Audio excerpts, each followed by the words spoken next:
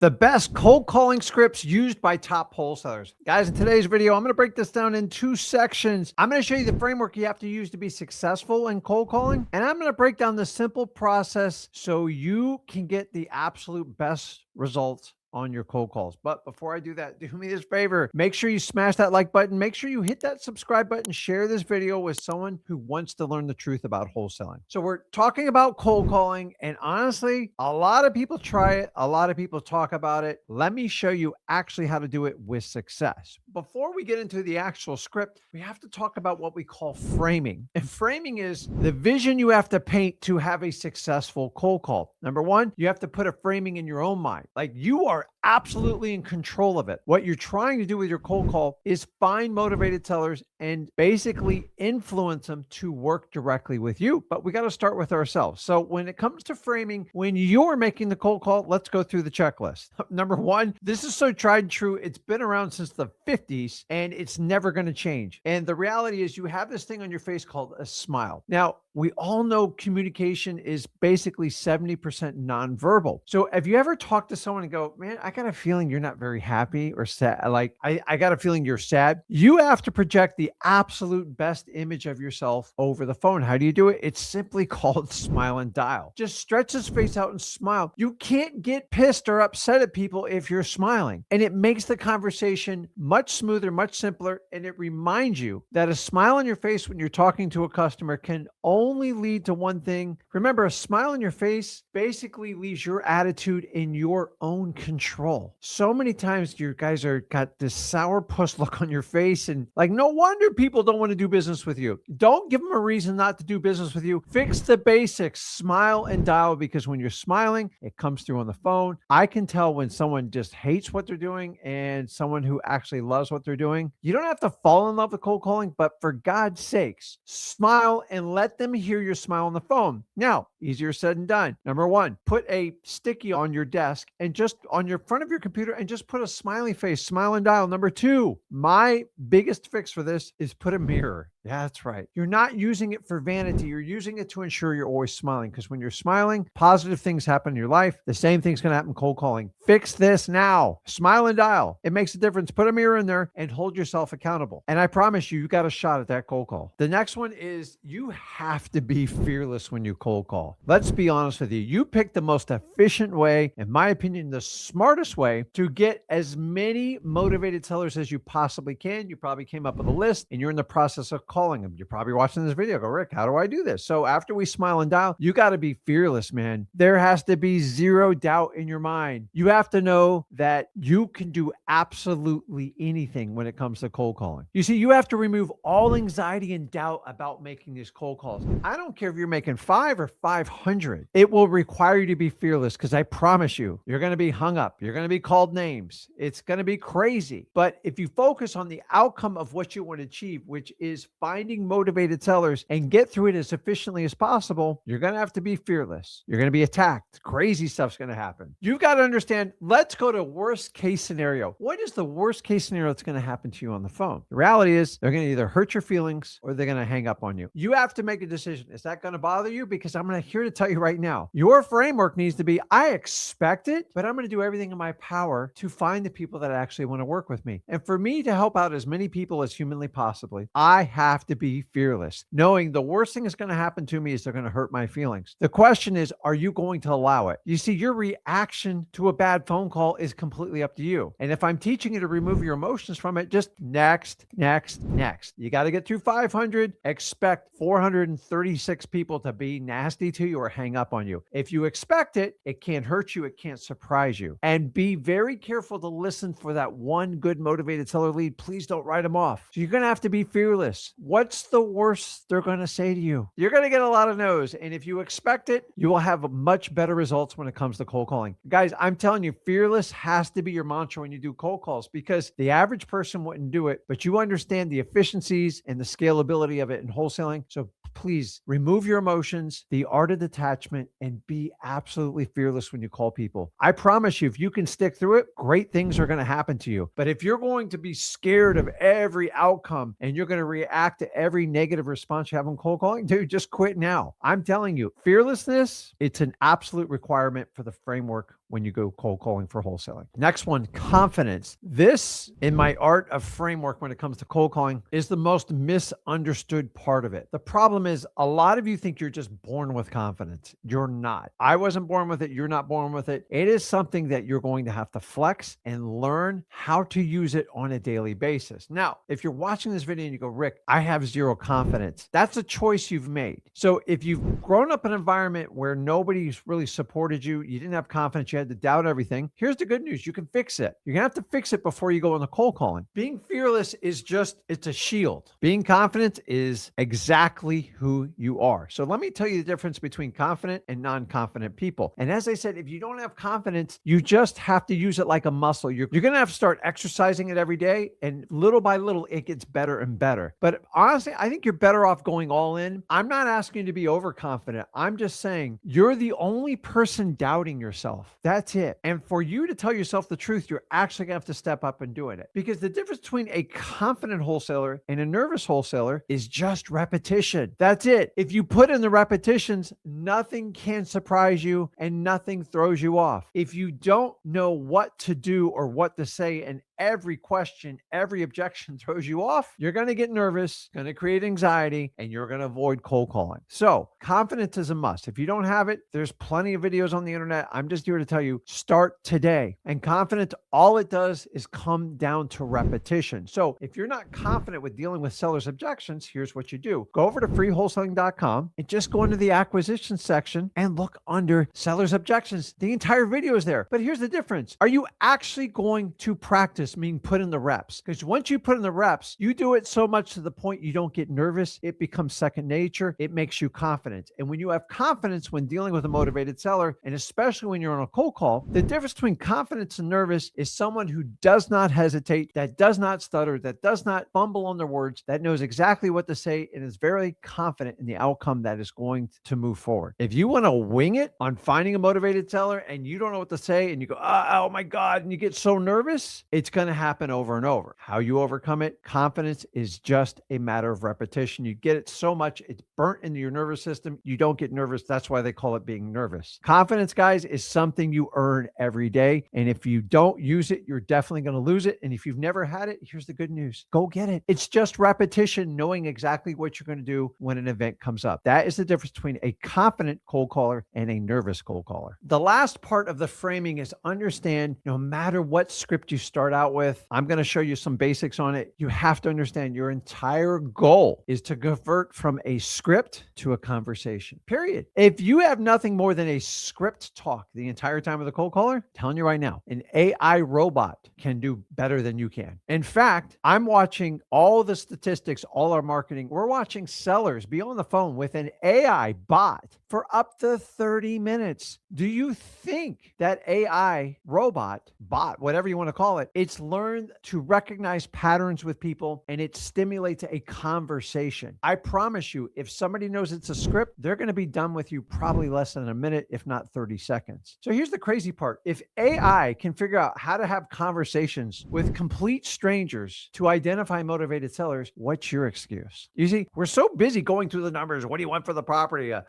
Is it a frame house? Is it a brick house? Does it have 2 bathrooms? Does it have 3 bathrooms? For God's sakes, once you identify you have a motivated seller, slow down and have a conversation with them. Speak to them. And here's what I always say, like, guys, like, even if the conversation's going south and I know that they need to sell the property, I just give them a Hail Mary. I just tell them, have I done something to upset you? Have you ever met me in the person? Because it seems like you don't really like me. I don't care. I'm going to have a conversation, good or bad. But remember, we are in such a robotic society. Everything's scripted. You guys know exactly what it feels like. Your goal in every cold call conversation, once you identify they're a motivated seller, is turn your script into conversation. Now, a couple little hints on this. Stop asking yes/no questions. Let them do most of the talking. And the more they open up to you to have a conversation, the more you're going to earn their trust. And if you earn their trust, you can actually have a great shot at getting a wholesale deal. But if you're going to be a robot and you're just thinking about the next 10 calls in front of you, if you have a motivated seller in front of you, they are never going to respond to your script. You see, a script gets you started and helps you disqualify and qualify people, a conversation actually gets you a wholesale deal. So let the seller open up, earn their trust, find points of interest where you guys can connect with, and let them start talking, because remember, the entire goal is to go from a script to a conversation so they can tell you the problem behind the symptom of the real estate. If they're in foreclosure, I promise you, they did not just magically elect to go in foreclosure. Something happened in their life, a loss of job, a loss of income, something. And the deeper you get into the story, the more of an emotional response you get from the seller, and the better off you are in trying to help that seller. Without the story, you've got nothing. And guys, the only way to do that is have a conversation. Think about when you talk to your friends. Do you enjoy conversations, or do you enjoy yes/no questions? There's a time and place for a yes/no question. Once you identify you have a motivated seller, please gravitate towards having a conversation. Now we're getting into the actual cold call. And the first section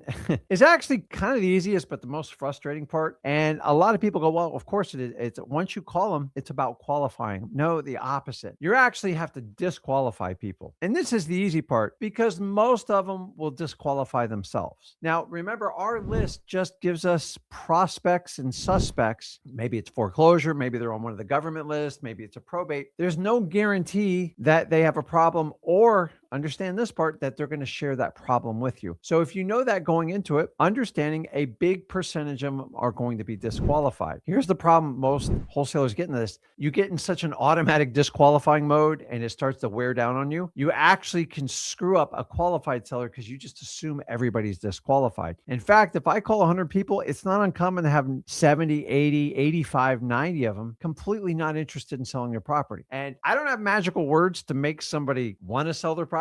I just got to find people that need to sell their property. So when I reach out to them, I'm just trying to get past stranger danger and see if they're willing to talk to me about selling their house. And the focus is on needing to sell their house. And if you have the right list, which is the big secret, the cold calling, if you got a crappy list, it's literally torture. But if I have the right list on the right government list, and then I hit them with the right timing and the right amount of follow-up, everyone I call, I have a shot at. So I'm going to disqualify once I know that they're not interested in selling the property and they don't have any type of problem I can cure. Then I politely move on to the next part of it, and I go on and move on to the next call. Step 2 is, okay, Rick, I got past the disqualifying. Now you want to qualify. At this point, you got to get past the stranger danger. And this is where you actually have to have a conversation, people, and talk with them. Now, keep this in mind. If you call 500 people and only 20 or 30 of them have an interest in talking to you, why not spend time with these people and go off script? You can still follow a script and see if you can get a deal. And guys, when I do scripts, I like to keep them super simple. Keep it simple, stupid. That's my mantra, because I'll have a pad and paper and I write it down. I'm old school. Hey, I've been doing this 24 years. But the reality is, after a while, after you do a couple hundred calls, you really don't need a script. I'm just here to tell you. So I'm gonna give you a simple script once you have a qualified seller to now draw out to see if you actually have a truly motivated seller. Now, keep in mind, some people won't tell you the truth. Some people drag you out. So once we've gotten past the disqualified, I've gotten to the qualifying stage, I've gotten past stranger danger, which means they want to actually talk to you. Then we simply go into MCTP. Why do I do it? Remember, keep it simple, stupid. I want something I can just register in my brain that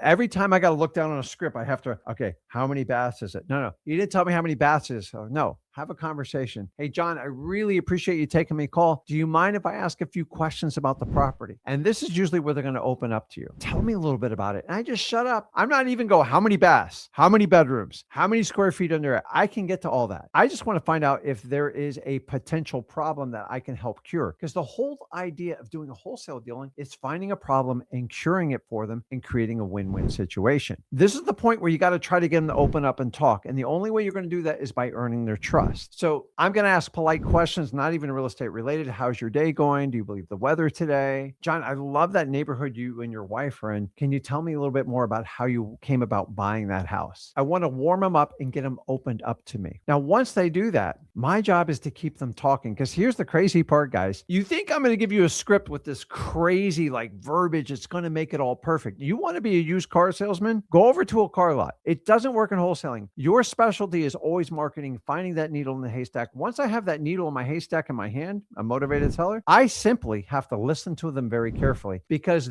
the solution to their problem lies in the communication they give to me as the wholesaler. That's right. I don't have a magical pill. I have techniques that will fit. But if I find out they lost their job and they're losing the house to foreclosure and they're very stressed out and they just want this problem to go away and they want a fresh start, all I got to do is guide them. That's all I have to do. There's no fancy sales word. And the thing is, if you're following a script and you get out of order, most of you guys get frazzled because you haven't practiced it enough, because your confidence is low. We talked about that earlier in this video. Your job is to draw out the seller's motivation at this point and make sure that you can actually help them out. And once we know they have a problem, the deepest part of the MCTP, motivation, condition, time frame, and price. By the way, every detail I teach you is inside of freewholesaling.com. I'll go in it for like 45 minutes with you and explain how to go through it. But the thing is, if I ask them about what their time frame is and then they want to tell me what the condition is, that's fine. I just have 4 things. MCTP. Now they're telling me about the condition of the property. Over the time frame, I can just eliminate the C for condition. MTP now. See, I can't screw it up no matter how frazzled I get. And I promise you, you're going to get frazzled at some point. Remember, your goal for every cold call you do is to make it fluent. Script the conversation. I start disqualifying at the top and I work them down. And I got this tiny little bucket of what I call motivated sellers. And your job is to work every lead through. A lot of people tell you it's all about the sales and the massaging.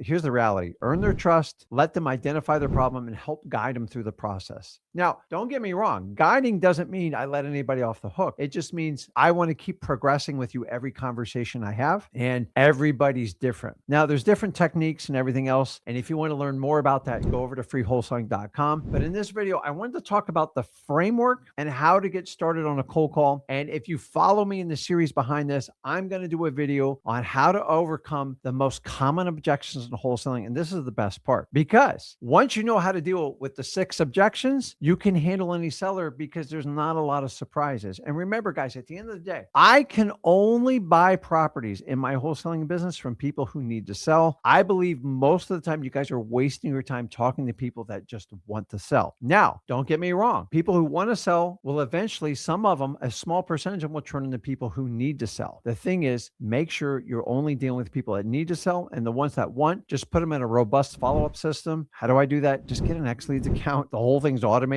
for you. We'll show you how to do it, and that will help you with your follow-up of any seller that's potentially not someone who needs to sell but wants to sell. But over time and circumstance, those sellers that are unreasonable will eventually turn into sellers that need to sell. And by using a robust follow-up system at XLeads, you can actually do the follow-up. So guys, I got you started in this video. If you follow me with the next video right after this, the 6 most common objections that sellers give to wholesalers, I will show you how to walk through it, and you can rehearse it over and over. And by the way, most of this stuff, guys, in freewholesaling.com, because I want it available at your fingertips. I make it 100% free because I believe in you. And guys, come to the second part of this right after this video, and I'll show you how to deal with any seller objections, so you can walk into any deal 100% confidence. Because once you know how to deal with the objections, it's just a matter of how do you answer them and how do you progress the lead forward. So guys, if you got value from this video, do me a favor, make sure you smash that like button, hit that subscribe button, and share this video with someone who wants to learn the truth about wholesaling. Guys, I got you started in cold calling. Follow up with the next series. I'll show you how to handle objections, and you can handle any cold call that you want to make. Guys, it's efficient. It works. Let me know in the comments you're going to use it. I appreciate you. I'll see you in the next video.